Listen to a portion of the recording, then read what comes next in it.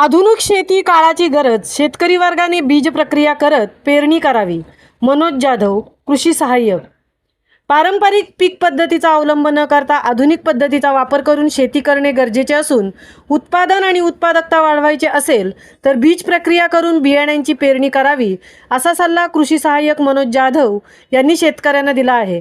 ते कोतवाल बुद्रुक येथे कालकाई सभागृहामध्ये सरपंच रेखा दळवी यांच्या अध्यक्षतेखाली खरीपपूर्व सभेचे आयोजन करण्यात आले होते.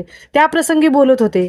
यावेळी उपसरपंच राजेश कदम, पोलीस पाटील श्रीधर जाधव, ग्रामरोजगार सेवक संतोष सकपाळ, कृषी मित्र गिरीधर दरेकर, कृषी पर्यवेक्षक श्रीरंग मोरे, कृषी सहाय्यक मनोज जाधव व शेतकरी उपस्थित होते. कृषी सहाय्यक मनोज जाधव यांनी बीज प्रक्रियेसंबंधी सांगितले की सर्व शेतकऱ्यांनी बियाण्यांची पेरणी करण्यापूर्वी घरी बीज प्रक्रिया करूनच पेरणी करावी.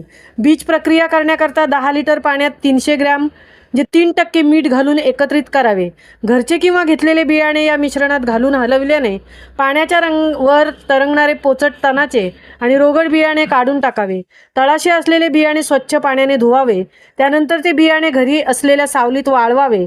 या बियाणांना 1% पारायुक्त थायरम किंवा कॅप्टन 2.5 ग्रॅम प्रति किलो हे बुरशीनाशक औषध चोळून बियाण्यांची पेरणी करावी. जमीन आरोग्य पत्रिका वाटप करण्यात आले.